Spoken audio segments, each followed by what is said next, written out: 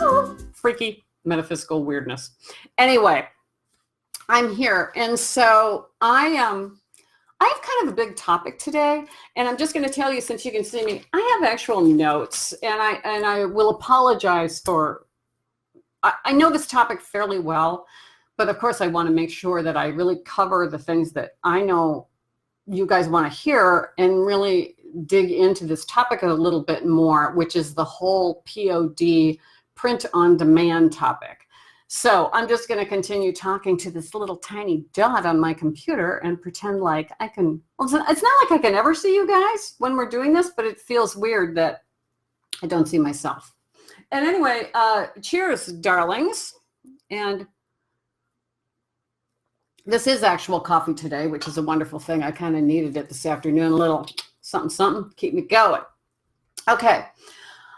All right. First, I want to ask you, if you are a Skillshare member, there's a new kind of, you know, how they have their new sort of guest star kind of classes on, and there's a class on kind of how to use a side gig as a strategy to build your business with the dude, I forget what his podcast is called, but it's Andy J. Pizza. Very interesting approach to developing work for your intended audience and doing work on the side that gets you to the places you want to go. I really liked his method of explaining that and how to do that. I thought it was really great. It's not very long, and so you should watch that if you're on Skillshare. Let's get on to this topic. Okay. You know, print on demand has been around for a while, and it takes different forms. You know, the whole Kindle direct publishing, formerly CreateSpace. Book publishing is print on demand. I would consider when you're selling digital downloads as print on demand, because they can print them on demand. And so there's lots of methodology around POD. What we're going to concentrate on today is kind of this art on products idea. Tote bags, you know, kind of the Zazzle Redbubble kind of idea. And there's a million of these kinds of companies, Printful, and all of these different ones that you can have your art, you know, printed on their things, their blanks, and then people theoretically buy them. Okay, so there have been discussions on several of the Facebook groups of late about this method, kind of opening up a discussion of, well, who do you guys think is the best quality? You know, who makes the best scarves? Who makes the best coffee mugs? All of that. And fantastic. We all need to know that information. We all need to know that. But we also know that just like doing the artwork and trying to get it out into the world, that tends to be the easy part. It's always the hardest part of anything we do is the sales part. And I want to talk about that a little bit today. So like, if you think about these different companies like Zazzle or Redbubble or any of these other companies as a tool, they are a tool to get you, they're the thing, they're the machine that gets your artwork onto a t-shirt. They're not necessarily a place that's going to promote you or make you famous or sell a whole bunch of your product. If you look at them as a tool to get these things done, it's probably the cleanest way to look at this method. Like in 2015, I published my first coloring book. Now, I could have gone to a local printer and gotten a million bids and, you know, figured that out and then held inventory and, you know, sold them out of the back of my minivan. That is one method, tried and true. And so it's the same thing. You could have t-shirts printed, but to me at the time, because the market was like, woo, we're in coloring books. I'm like, I'm publishing coloring books, and this is the fastest way that I can get to market and serve these customers who are begging for coloring books.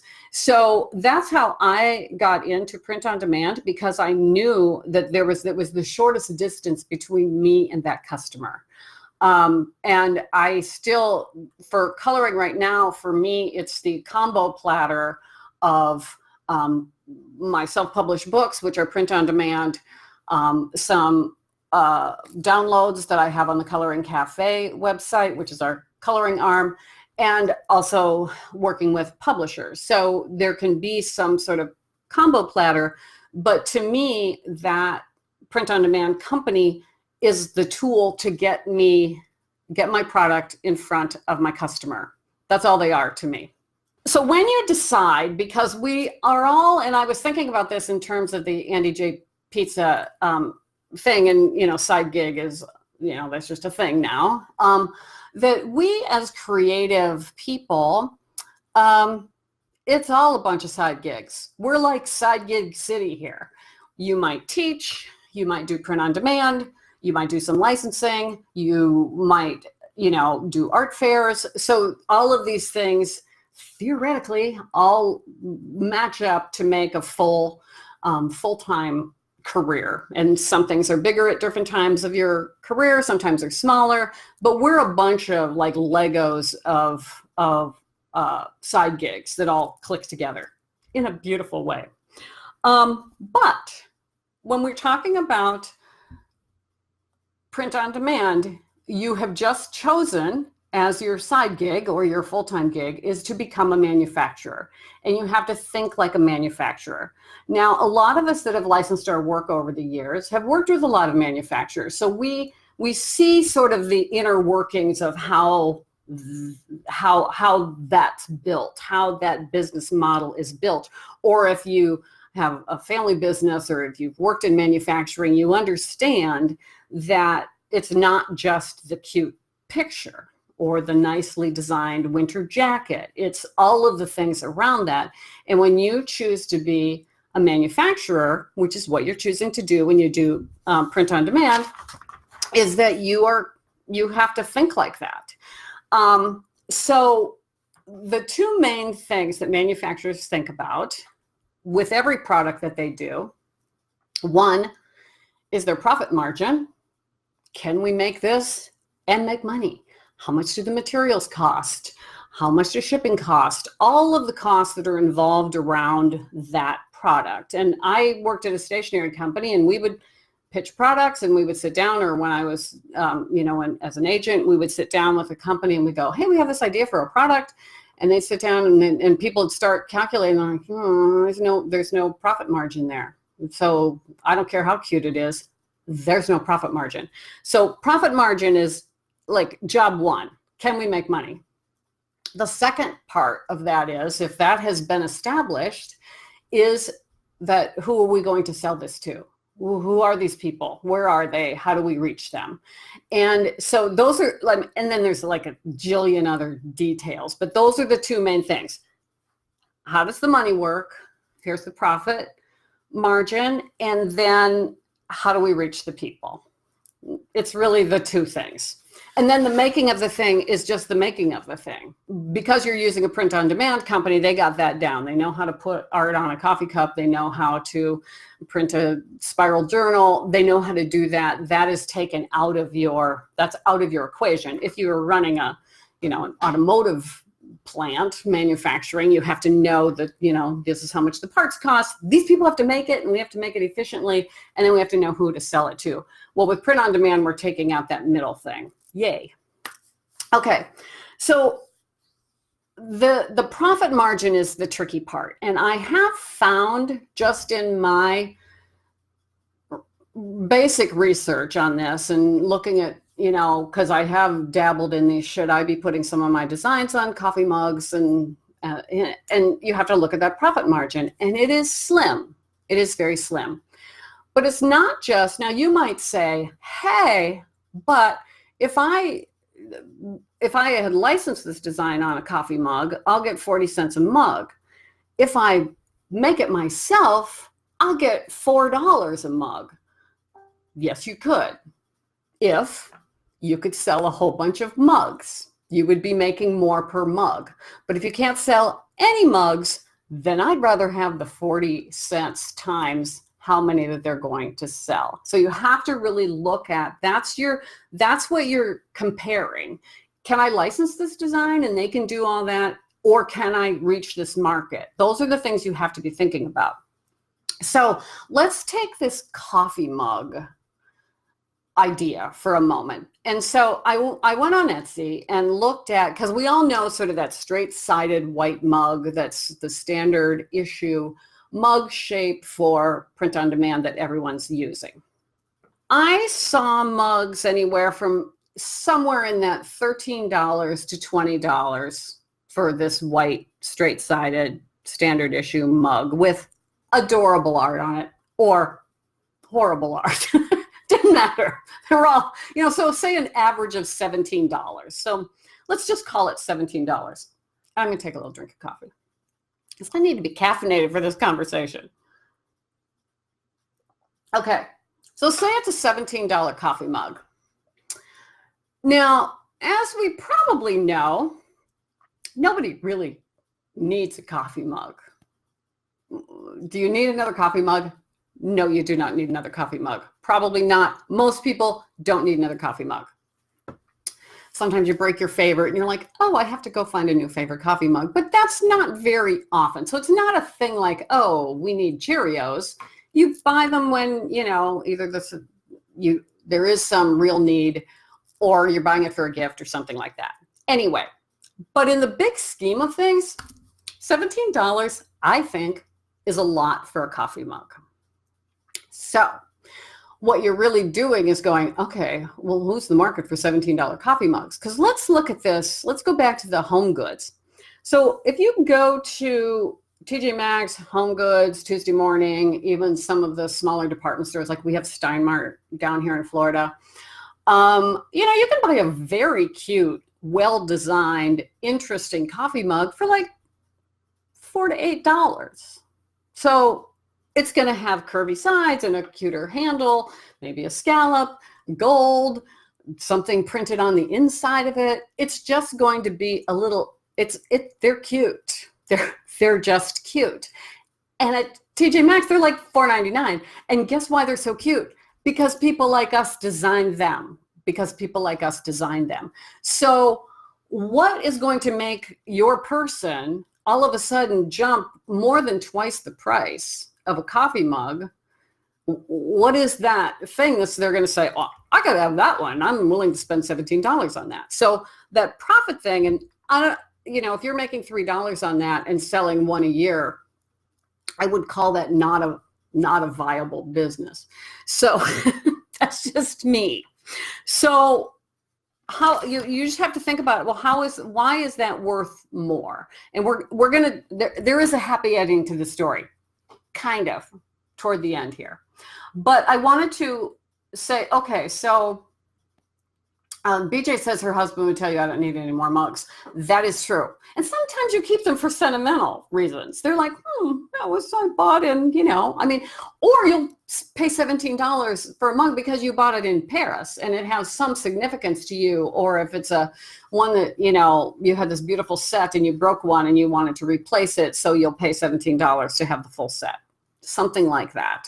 There has to be a compelling reason for a person to buy that mug over a really cute one for $10 instead of $17 plus maybe shipping. Okay. So that's the profit and margin. You really have to look at that and say, like, if it's a tote bag too, there are some really cute tote bags that, the standard issue tote bag with Redbubble or any of those things, they're not that cute. They're kind of that funky material and they have black handles and they're just not that cute. So there has to be some reason for someone to buy it over something else. If they're in dire need of a tote bag, they're going to be shopping for tote bags. They're going to go, well, that one's flat and has no pockets. There's no inside pockets and there's just a black handle. That's not cute. So I'm going to TJ Maxx.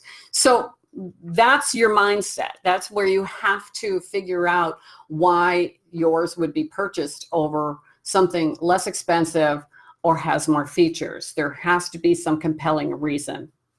Okay. And that is, the compelling reason is because you really know your customer. You really know who you're talking to. Because when you look at Etsy and you look at all the coffee mugs or the tote bags that are all kind of made the same way that your thing is, it's really just a matter of somehow discovering your adorable one that's cuter than the other one, or says something to them in their heart that's different than the other person. And that's by knowing your customer, by really identifying who she is, why she's buying, what's her gig. And even then it's really hard, but without knowing who you're selling to, I don't care how cute your coffee mug is, if nobody sees it and it's buried in a sea of coffee mugs. Now, also in my extensive Etsy research today, I'm just going to jump over here. Joyce bought me one I coveted for 21 euro to say thank you for my planning. No way I was going to pay 21 euro for a mug, even from Paris. But you adore it. Right. There's value in that because it's attached. It's around your trip. It's around your dear friend. It's beautiful because I saw a picture of it. And so it's like that has the value. But as a commodity item, just like here's a coffee mug, I'm not spending $17 on that. Okay, yeah, my extensive Etsy research. So for instance, I did a couple of searches on coffee mugs, and this is going to come clear to you, and it's not going to be, I hope no one is like open the bottle of tequila during this or anything. Okay, Sue is feeling some hope. Okay, I'm going to give you hope, but not before I pull yet another rug out from under you. It'll all work out in the end. But anyway, so I looked up llama mug because llama is a very trendy icon right now out there in the world. So I put in llama mug. Would anyone like to guess how many llama mugs there are on Etsy? Okay, there's a delay here. We're not going to wait around for that answer. I'll just tell you. It's 1,918 coffee mugs with llamas on them. Okay, yours might get found on there. Cactus mug, another cactus succulents trendy item. Now, the other thing is, too, is everyone's stealing each other's sayings, so it doesn't really matter what saying you put on there because someone's going to steal it. So the cactus mug, there was 2,596 cactus mugs. Then I thought, well, I'm going to get more specific and go with something that people really love, but not everybody loves. So let's go with horses because, you know, there are horsey people and they love horses. And they love things with horses on them, or they have a horse, want a horse, whatever. So I looked at horse mugs, 5,606. Now, some of those might be vintage. There might be, you know, Roy Rogers, whatever. But anyway, there's 5,600 mugs on Etsy with horses on them. And then just to, okay, Sue, I'm just going to tell you, this is going to be the depressing part. I put in floral mug, 26,219.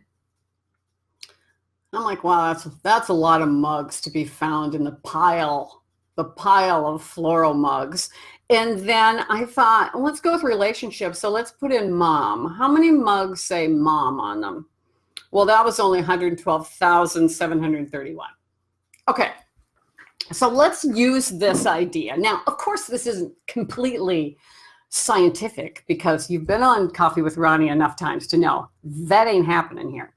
But if you think about, say you have the mom mug emporium in your town, and inside that store, there are 112,731 coffee mugs that somehow say mom on them. Some are funny, some are sentimental, some are just graphic, whatever. And a woman walks in and you say, and let's say 5 of those are yours. And she walks in and you say, oh, what are you looking for? I'm looking for a mom mug. Oh, really? What kind? Oh, one with flowers on it. Okay, well, here's this section. There's 75,000 of them to choose from. And there is this thing that I'm going to do another Coffee with Ronnie on because I'm sort of fascinated by this topic, which is called the paradox of choice. Now, some of you may know what this means, but it's basically the more choices we give people, the harder it is for them to make a decision. It's like I go into, like if I go to a buffet, if I ever find myself in a buffet, I walk in and there's so much stuff to choose from. I'm like, I'm just going to have the mashed potatoes, thanks. And so when you are trying to stand out in that sea of mugs or, you know, food on a steam table, You know, how do you get to be the shrimp cocktail instead of the mashed potatoes? How do you do that? I don't know. Yes, I do know, up to a point. I know, I'm just a freaking ray of sunshine today, Kim, for sure. Okay, so just a quick mention. I have a class on Skillshare too called Art Licensing versus Print on Demand. And then strategies to succeed, or I can't remember the exact title, just put it in there, you'll find it. And basically I lay out the pros and cons of each of these methods of doing things. And they can definitely coexist, and there are reasons that they can coexist with each other. But if you are thinking that putting images on things and letting them go out into the world is the track to success with nothing in between there, here, I told you there might be a fake cigarette. That's not going to work. That's not going to work. That is called, in the Ronnie, I use this term in the class, that's called putting stuff on stuff. And that is not a strategy. It's not. Let's take a moment. Okay, we took the moment. All right. Fake cigarette. I'm killing you and your dreams. No, Sue. No, I'm not. I am not killing your dreams. So be thinking about that. That if you are deciding to go on print on demand, and here's the thing, all of this is I mean, just because it's possible to do this doesn't mean you should do this. You shouldn't do this without some sort of higher idea of why you are doing it, because stuff on stuff is not a strategy. I'm putting that on a needlepoint pillow. I'm just saying. Okay, so if that's what you're doing, I want you to stop immediately and rethink this whole gig. I want you to stop and think about this. And here's where the glimmer of hope part of Coffee with Ronnie today is going to start. You need to, before you start anything that you're doing, whether you're going, I'm going to launch myself into licensing, or I'm going to write a book, or I'm going to do this, think about, first of all, go, okay, I'm going to stop this for a moment and think about my intention of doing this. What is my intention? Now, I wrote a few of these down. It might be like staying with the print on demand. I want product to take to some physical event. I do shows or holiday craft fairs or something like that. I sell things physically, or I want it in my shop in my little antique market or whatever. That's where I want these, so I can supply people with these items. It's kind of a wholesale retail kind of gig that you can get product made, not at a great profit, but you don't have to hold inventory. You don't have to, order things that are coming on a container from China. You can do smaller quantities. So that is an intention. Like, I need product to supplement this thing over here to make this part of my business work better. That might be the reason. You might believe, and it can be true, that it can be a side income, passive income source for you. And for me, the publishing has been that. Now, I don't sell a ton of books, but there's a fairly reliable process of people buying coloring books that is still fairly active for me. And I keep supplementing that. That is a chunk of my income. And I don't really have to do a lot with that except talk to the coloring people and be enthusiastic and bring out new product.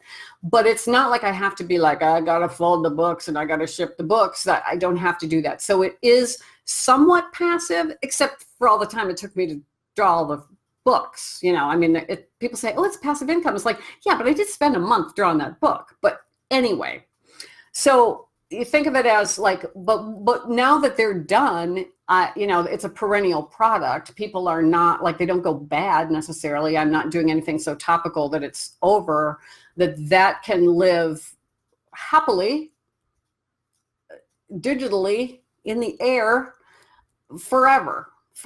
In fact, I just did a little, this was shocking to me.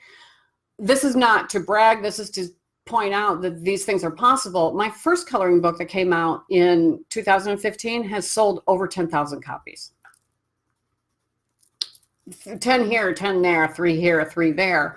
But over that time, that's a lot of books to be sold. So that is an option if you know who you're talking to. You know why they are buying what you are selling. You might also do it because you want to be seen by other people, that you have a cool idea and you just want to get it out to market, and there's opportunities for that to grow and bubble out and do that for you. That could happen.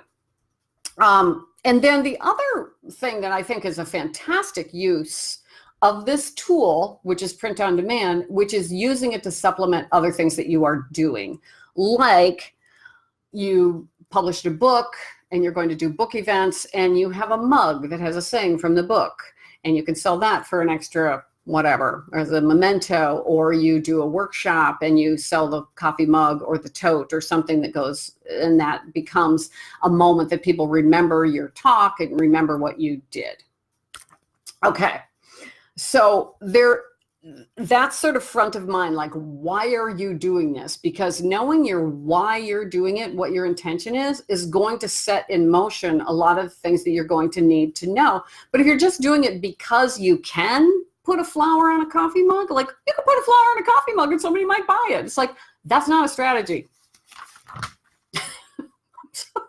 Should I get the cigarette out again? Job one is to figure out why you're doing this and what your intention is for your business model for using this method. The second thing is really, really drilling down on your customer. Who is she really, and why is she buying? And what is her compelling reason to buy your $17 coffee cup instead of one at TJ Maxx? Now, all you have to do is Google ideal customer avatar or something. There's tons of information on how to really start to look at who that person is and why they want your mug, your stuff over somebody else. And that is, manufacturers spend an enormous amount of time and money on that customer understanding, that customer, why are we selling what we're selling? What do they want? Asking them what they want is a really good method. Like, hey, you guys, I have this idea, when you're already involved in things. And so that's huge, is to really understand that customer. So you can look at that. You really need to be looking at who she is. Now, often when we start something like this, we're like, oh, I'm just going to do this because it's so cute and it's really easy to do and I can just put up this shop. And so I made a diagram.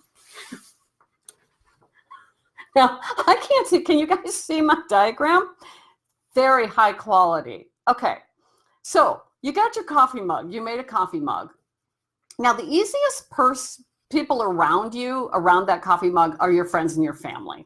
Now, I'm going to take this diagram down because I think you get the gist of it, but I thought it was hilarious. Okay, so your coffee mug, the first ring of people that you will tell about your new coffee mug are your friends and your family. And sure, they might buy one.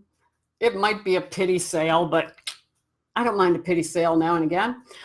But they're really probably not your market. They love you, they love your art, but they're not necessarily. And then some of your people are going to go, that coffee mug's $17.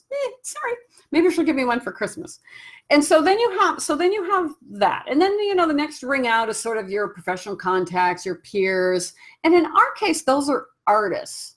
Now, we might buy something from you because we want to support you, but then we're going to expect you to support us. So then it's like, okay, why don't we just call it even and not send each other $17? So those aren't really your customers. Your customer isn't always you and the people that love you. They're maybe not your customer. So then you have to go, well, then who is it? Well, then you have to look at it and go, okay, who loves this stuff? Who loves the look that I have? And then you cull all the information that you've gained over the years, the things that people have said to you, the shows that you have gone to, the licensees that you have worked with, all of that. And you start to go, what have people always said about my work? It's beautiful, it's lovely, it makes me feel peaceful, it makes me feel happy, I laughed out loud. Okay, cool. Now you have some sort of concrete information about what makes your work compelling. And then you can start going, okay, well, where did those people hang out? Now, I'm telling you, this is like a 9,000 step process because, people don't get successful overnight, and we're not born learning how to do this. But you have to really look at, like, okay, I just ran out of my friends and family and my peers. So now who? Now it's nobody. Now I'm in the sea of 1,900 other llama mugs. And so how do I even do this? So you do this by drilling that down. You keep drilling it down. Is this something for a gift? Is it a gift? Okay, who's it for? Where do they hang out? How do I get in touch with them? Should there be sentiment on this? Is this a gift? Is it, you start to really put characteristics around this thing. And then not only are you able to sort of either eliminate places to put this thing, or you start to identify groups where you can put yourself in front of. And they may be groups that you are in, a passion that you have, a group that, like we all knit socks together. So I'm going to do some really fun mugs around this hobby or a shared experience. We all, people, I just thought of this, the Great Loop. Have you ever heard of the Great Loop, where people take their boats and go up the ocean and over the St. Lawrence Seaway and down the Mississippi and do this? They call it the Great Loop, and people do it and it takes them years to do this thing. Well, people that do the Great Loop, they're called loopers. There's always like this slice and dice of who these are. I would think that the looper people would love to have a coffee mug that somehow commemorates that in some fun way or something, and not just a map of the loop that everybody has seen. So you can really look at your life and look at the people around you and go, how can I serve these people? How can I bring out product that makes sense for them? And POD is the vehicle to do that for them. But to just make generic product for the masses, it's probably not going to work. It's probably not. So think about that. There are shared experiences around illness, lots of things that people are dealing with as a group of people. And those are the people to talk to with your heart and your soul, and design for them, and let them be heard on your coffee mug. No, a coffee mug can't change a life. Although, just like greeting cards, I think they can change a life, because you are having this moment with another person. If it's a gift or something that they are seeing, that is the whole nut of this thing, is to make product that people relate to, that people understand, that people have an emotional response to. Now, sometimes that is just because it's just so flippin' beautiful that their tears come to their eyes, and they must have it.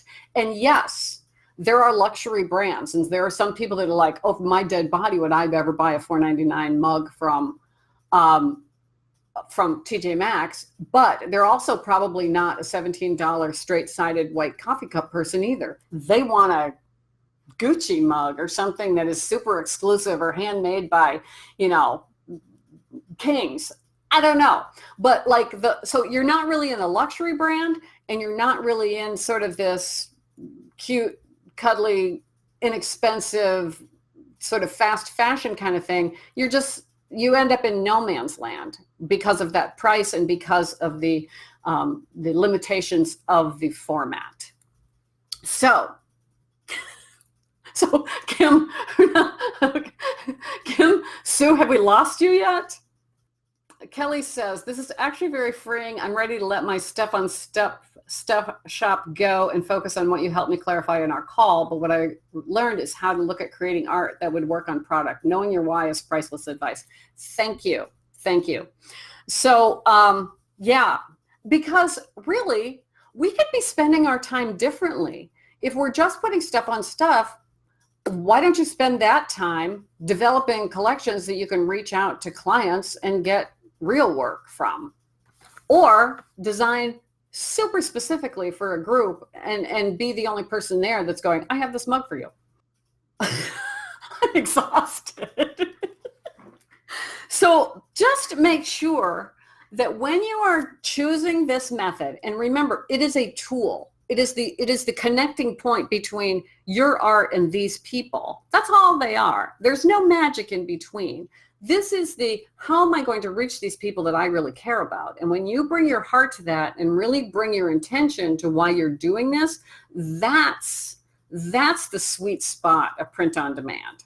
Not just blindly putting work on product. And if that's what you're doing, then I would suggest that you consider moving back a pace and think about that. And you may discover you don't want to do this, that this is not a good use of your time. It's fun. It looks like work, but if you don't have a strategy around it and an intention of how it's going to work, then it's fake work. It's fake work.